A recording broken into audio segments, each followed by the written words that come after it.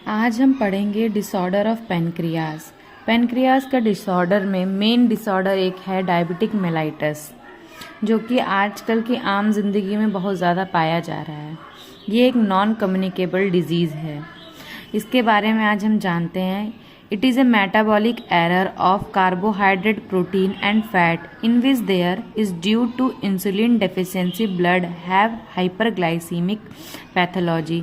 इसमें क्या रहता है, इंसुलिन की डेफिशिएंसी हो जाती है ब्लड में, जिसकी वजह से हाइपरग्लाइसीमिया, ग्लूकोज का लेवल ब्लड में बढ़ जाता है। इसमें क्या रहता है, ग्लूकोज जो है वो मतलब ब्लड में जा कर के बढ़ जाता है। क्योंकि इंसुलिन का जो प्रोडक्शन है वो कम हो रहा है, या फिर कम हो रहा है या नहीं हो रहा है। नेक्स्ट इज टाइप में क्या है, ये एक diabetic mellitus IDDM। Second is diabetic mellitus 2, non insulin dependent diabetic mellitus GDM, gestational diabetic mellitus. 3 तरीके के डायबिटीज़ होते हैं, एक जो प्रेगनेंसी में होता है, एक जो इंसुलिन डिपेंडेंट होता है, और एक जो नॉन इंसुलिन डिपेंडेंट होता है। हमारे पास 3 तरीके के टाइप्स हैं। नेक्स्ट हम पढ़ेंगे डायबिटिक मेलाइटस फर्स्ट, या फिर insulin dependent diabetic mellitus. Insulin dependent diabetic mellitus, इसमें क्या रहता है, इंसुलिन रहता ही नहीं है। ये 30 से ऊपर के लोगों को होता है, या फिर ये 30 से नीचे के लोगों को होता है, और ये जुवेनाइल डायबिटीज़ भी इसको हम कहते हैं। और अब नेक्स्ट हम पढ़ेंगे diabetic mellitus 2, non insulin dependent diabetic mellitus. Non insulin dependent diabetic mellitus में क्या रहता है, इसमें इंसुलिन का सिक्रीशन बहुत कम होता है। हमारी जो बीटा सेल होती है पेनक्रियाज में, वो इंसुलिन का सिक्रीशन बहुत कम करती है, और इंसुलिन रेजिस्टेंस हो जाती है हमारी बॉडी। इंसुलिन के जो रिसेप्टर्स होते हैं वो अच्छे से वर्क नहीं करते हैं। Next is GDM, gestational diabetic mellitus. ये प्रेगनेंसी में होने वाला एक डायबिटीज़ है, और ये जो है ये हार्मोनल रेजिस्टेंस के कारण होता है। हार्मोनल रेजिस्टेंस के कारण होता है, प्लेसेंटल हार्मोन में जब कुछ दिक्कतें आती हैं उसके कारण ये होता है। ये मेनली 20 से 24 वीक में प्रेगनेंसी में ये हम लोग को दिखाई देता है। Next is clinical manifestation. इसमें क्या रहता है, क्लिनिकल मैनिफेस्टेशन में 3P साइन दिखाई देते हैं, पॉलीयूरिया, पॉलीडिप्सिया, पॉलीफेजिया। इंसान को भूख ज़्यादा लगती है, पानी प्यास ज़्यादा लगता है, और जब पानी ज़्यादा पिएगा तो जाहिर सी बात है टॉयलेट ज़्यादा जाना पड़ेगा। तो ये 3 कार्डिनल साइन होते हैं डायबिटीज़ को पहचानने के लिए। नेक्स्ट इज़ हाइपरग्लाइसीमिया हो जाएगा, पेशेंट का वेट लॉस होता है।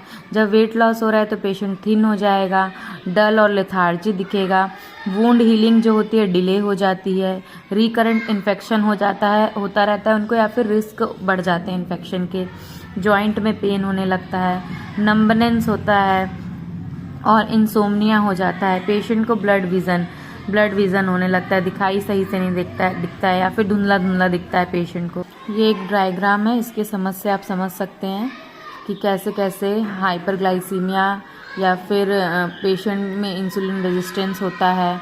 इस तरीके से आप इसको समझ सकते हैं। नेक्स्ट हम पढ़ेंगे डायग्नोसिस के बारे में।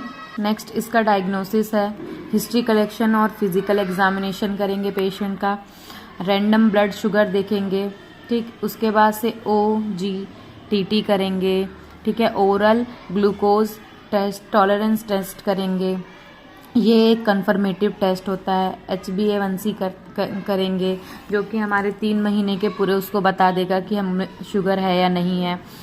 फिर OGTT में क्या रहता है, ये कन्फर्मेटिव टेस्ट है डायबिटीज़ का। क्लाइंट को 8 घंटे तक हम फास्टिंग पे रखेंगे, उसका FBS and urine sugar check करेंगे, 75 ग्राम ग्लूकोज उसको देंगे ओरली।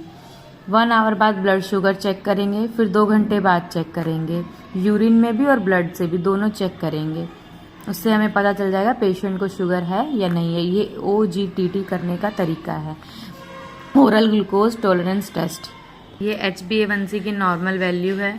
जब प्री डायबिटिक होगा पेशेंट को इतना रहेगा, जब डायबिटिक होगा तो पेशेंट को 6.5 से ऊपर होगा। ये हर 3 महीने में पेशेंट को करवाना होता है।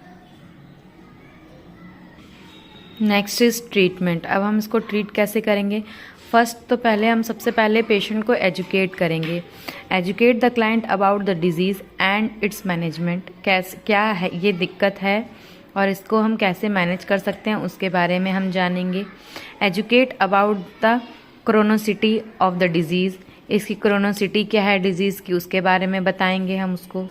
नेक्स्ट वन इज़ डाइट के बारे में बताएंगे उसको कहेंगे कि नो फास्ट नो फीस्ट। ना भूखा रहना है, ना लंबे समय तक भूखा रहना है, ना मतलब फास्टिंग करनी है, कुछ नहीं करना है उनको बोलेंगे कि उनको शुगर, हनी, जैगरी ये सब नहीं लेना है।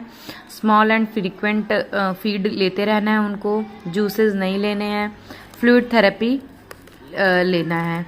ठीक, ये सब उनके डाइट को हम बताएंगे पेशेंट को। डायबिटीज़ डाइट से बहुत ज़्यादा ठीक किया जा सकता है, ये भी एक वो है। नेक्स्ट वन इज़, अब हम आते हैं मेडिसिन के ऊपर। एंटी डायबिटिक ड्रग देंगे, मेनली इंसुलिन। इंसुलिन में क्या रहता है? इंसुलिन इज़ ए मतलब ये ड्रग ऑफ चॉइस होती है डायबिटीज़ की, और इसको मतलब हम क्या कहते हैं, वैरायटी ऑफ इंसुलिन आते हैं डायबिटीज़ को ट्रीट करने के लिए, जैसे रैपिड एक्टिंग, शॉर्ट एक्टिंग और इंटरमीडिएट। जो रैपिड एक्टिंग रहता है उसका नाम है लिस्प्रो। शॉर्ट के लिए रेगुलर आर आता है, आईवी दिया जाता है, और एक आता है एनपीएच आता है इंटरमीडिएट के लिए। नेक्स्ट एक आता है लॉन्ग एक्टिंग। लॉन्ग एक्टिंग में क्या रहता है? हमारा लेंटस रहता है और एक मिक्सट्रेट भी आता है। जो लोग हॉस्पिटल में वर्क कर रहे हैं वो लोग को पता होगा कि इस तरीके से भी आता है। Next one is side effect. Side effect क्या रहता है? Risk of hypoglycaemia. हाइपोग्लाइसीमिया हो सकता है पेशेंट को, अगर हम इंसुलिन दे रहे हैं तो कभी कभार हो सकता है कि उनको हाइपोग्लाइसीमिया हो सकता है। स्मोगी हो सकता है, डाउन फिनोमिना हो सकता है। स्मोगी में क्या रहता है? इंसुलिन और हम फूड देते हैं पेशेंट को 10 बजे, 3 बजे पेशेंट हाइपोग्लाइसीमिया में चला जाता है, फिर हम 6 बजे चेक करते हैं तो वो हाइपरग्लाइसीमिया में चला जाता है। इसी को स्मोगी कहते हैं। और क्या रहता है? जो ये मतलब इंसुलिन है वो सबक्यूटेनियस देनी चाहिए। इसको रेफ्रिजरेटर में मतलब अनओपन को रखना चाहिए और ओपन वाले को रूम टेम्परेचर पे रखना चाहिए। Next is oral hypoglycaemic agent. Oral hypoglycaemic agent में क्या रहता है? These are the oral medication that is taken in type 2 diabetes to increase insulin secretion and decrease insulin resistance. Insulin के सिक्रीशंस को बढ़ाता है और जो मतलब डिक्रीज करता है इंसुलिन रेजिस्टेंस को। ठीक, ये इसके मतलब ये ग्लिमिप्राइड आती है मेनली, ये ग्लिमिप्राइड हुआ, और क्या कहते हैं इसका मेन क्या है? सल्फोनाज़ोलेल रहता है वो मेनली मतलब ये है, उसके अंदर ये सब दवा आती है। एक आता है DPP-4 इनहिबिटर, एग्जाम्पल में है ये। नेक्स्ट इज कॉम्प्लिकेशन जानेंगे। कॉम्प्लिकेशन 2 टाइप्स के होते हैं, एक्यूट और क्रोनिक। एक्यूट में क्या रहता है? Hypoglycaemia, diabetic ketoacidosis, hyperglycaemic, hyper osmolar non ketotic syndrome होता है पेशेंट को। और क्रोनिक में क्या रहता है?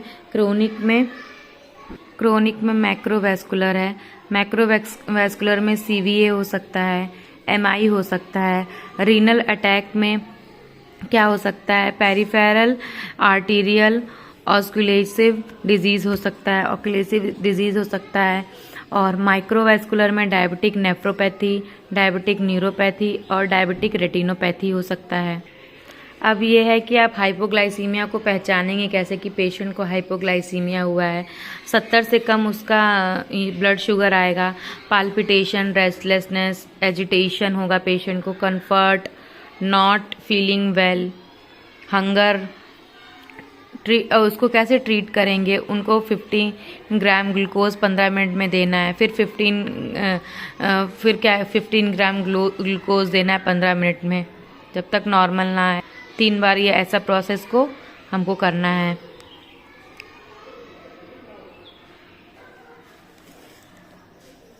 अब हम जानेंगे डायबिटिक कीटोएसिडोसिस के बारे में। डायबिटिक कीटोएसिडोसिस में क्या रहता है, ये एक कॉम्प्लिकेशन है मतलब डायबिटिक मेलाइटस का टाइप 1 का, और एक्यूट हाइपरग्लाइसीमिया हो जाता है पेशेंट को। कीटोन बॉडी जो रहती है वो प्लस रहता है, एसिडोसिस हो जाता है, कंप्लीट इंसुलिन डेफिशिएंसी होती है, कॉस्मोल्स ब्रीथिंग होने लगती है पेशेंट को, स्वेट स्मेल मतलब आने लगती है ब्रीथ में, मेटाबॉलिक एसिडोसिस होता है, नोजिया वॉमिटिंग एंड डिहाइड्रेशन होता है पेशेंट को। Next is treatment. ट्रीटमेंट में क्या रहता है, हम लोग फ्लूइड थेरेपी देते हैं पेशेंट को, 9% NS देते हैं, इन्फ्यूज़न करते हैं, IV इंसुलिन देते हैं, ह्यूमन एट्रापिड और इंसुलिन रेगुलर इंसुलिन देते हैं, KCL देते हैं, इंजेक्शन सोडियम बाइकार्बोनेट देते हैं।